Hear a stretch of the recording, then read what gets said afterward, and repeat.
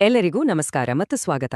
ಇವತ್ತು ನಾವು ಒಂದು ತುಂಬಾನೇ ಶಕ್ತಿಯುತವಾದ ಪರಿಕಲ್ಪನೆಯ ಬಗ್ಗೆ ಮಾತಾಡೋಣ. ಇದು ಅನೇಕ ಆಧ್ಯಾತ್ಮಿಕ ಸಂಪ್ರದಾಯಗಳ ತಿರುಳು ಅಂತಾನೆ ಹೇಳಬಹುದು. ಅದೇನಪ್ಪಾ ಅಂದ್ರೆ ಹೊರಗಿನ ಪ್ರದರ್ಶನದಿಂದ ನಮ್ಮ ಅಂತರಂಗದ ಪರಿವರ್ತನೆಯವರೆಗಿನ ಪ್ರಯಾಣ. ಸರಿ, ನಾವು ಗಮನಿಸಬೇಕಾದ ಮುಖ್ಯ ವ್ಯತ್ಯಾಸ ಇಲ್ಲಿದೆ.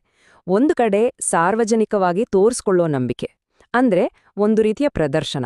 ಇನ್ನೊಂದು ಕಡೆ ನಮ್ಮ ಒಳಗಿನ ಆಳವಾದ ನಿಜವಾದ ನಂಬಿಕೆ. ಇವೆರಡರ ನಡುವಿನ ಅಂತರ ಏನು ಅನ್ನೋದನ್ನ ನಾವಿವತ್ತು ಅರ್ಥ ಮಾಡ್ಕೊಳ್ಳಕ್ಕೆ ಪ್ರಯತ್ನಿಸೋಣ. ಈ ವಿಚಾರದ ಹುಡುಕಾಟ ಮತ್ತಾಯನ ಶುಭ ಸಂದೇಶದಲ್ಲಿ ಸಿಗುವ ಒಂದು ಎಚ್ಚರಿಕೆಯಿಂದ ಶುರುವಾಗುತ್ತೆ. ಅಲ್ಲಿ ಯೇಸುಸ್ವಾಮಿ ಕೇವಲ ಜನರಿಗೆ ತೋರಿಸ್ಕೊಳ್ಳಿಕ್ಕೆ ಅಂತ ಮಾಡುವ ಧಾರ್ಮಿಕ ಆಚರಣೆಗಳನ್ನು ಸ್ಪಷ್ಟವಾಗಿ ಖಂಡಿಸ್ತಾರೆ. ಇದೇ ಮಾತನ್ನ ಪೋಪ್ ಫ್ರಾನ್ಸಿಸ್ಕ್ ಕೂಡ ತುಂಬಾ ಚೆನ್ನಾಗಿ ಹೇಳ್ತಾರೆ. ಅವರು ಹೇಳೋ ಹಾಗೆ, ನಮ್ಮ ನಂಬಿಕೆ ಕೇವಲ ಒಂದು ಪ್ರದರ್ಶನವಾದಾಗ ಅದು ತನ್ನ ಶಕ್ತಿ ಮತ್ತು ವಿಶ್ವಾಸಾರ್ಹತೆಯನ್ನ ಕಳೆದುಕೊಳ್ಳುತ್ತೆ. ಅದು ಒಳಗಿಂದ ಟೊಳ್ಳಾಗುತ್ತೆ. ಇದನ್ನೇ ನಾವು ಪ್ರದರ್ಶನಾತ್ಮಕ ನಂಬಿಕೆ ಅಂತ ಕರೀಬಹುದು. ಅಂದ್ರೆ ಏನು?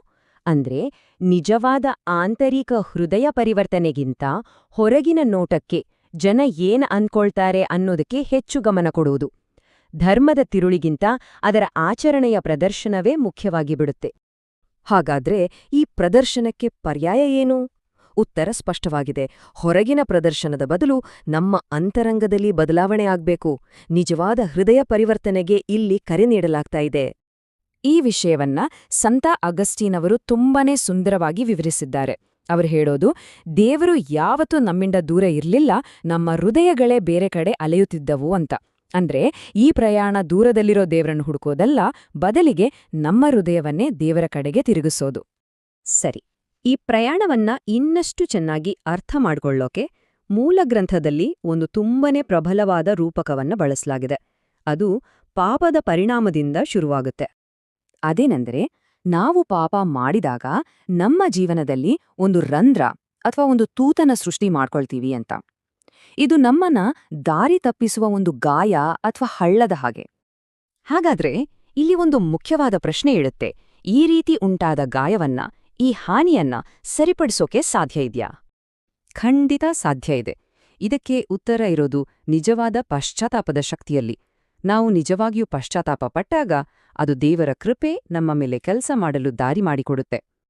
ಈ ಪ್ರಕ್ರಿಯೆ ಹೇಗೆ ಶುರುವಾಗತ್ತೆ ಅಂದ್ರೆ, ನಮ್ಮನ್ನು ನಾವು ಪವಿತ್ರಗೊಳಿಸಿಕೊಳ್ಳೋದ್ರಿಂದ.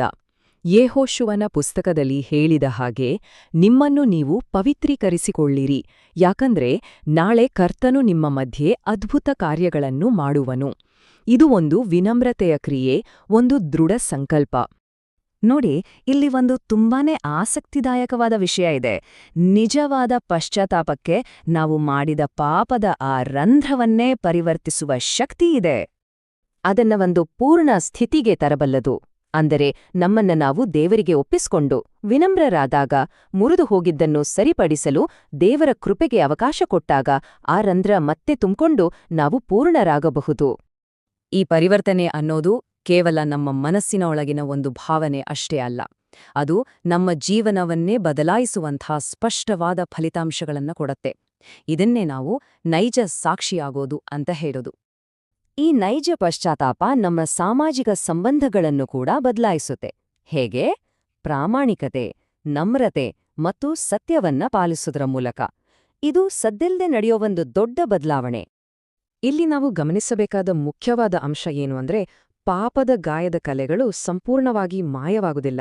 ಬದಲಿಗೆ ಆ ಕಲೆಗಳೇ ದೇವರು ನಮ್ಮನ್ನು ಗುಣಪಡಿಸಿದ್ದಾನೆ, ನಮ್ಮನ್ನು ಹೊಸಬರನ್ನಾಗಿ ಮಾಡಿದ್ದಾನೆ ಅನ್ನೋದಕ್ಕೆ ಸಂಕೇತಗಳಾಗ್ತವೆ. ಹಾಗಾಗಿ ಈ ಚರ್ಚೆಯ ಕೊನೆಯಲ್ಲಿ ನಾವೆಲ್ಲರೂ ನಮ್ಮನ್ನೇ ಕೇಳಿಕೊಳ್ಬೇಕಾದ ಒಂದು ಶಕ್ತಿಯುತ ಪ್ರಶ್ನೆ ಇದೆ. ನಾನು ನಿಜವಾದ ಪರಿವರ್ತನೆಯ ಬದಲು ಎಲ್ಲೆಲ್ಲಿ ಕೇವಲ ಬಾಹ್ಯ ನೋಟಕ್ಕೆ, ಪ್ರದರ್ಶನಕ್ಕೆ ಪ್ರಾಮುಖ್ಯತೆ ನೀಡುತ್ತಿದ್ದೇನೆ?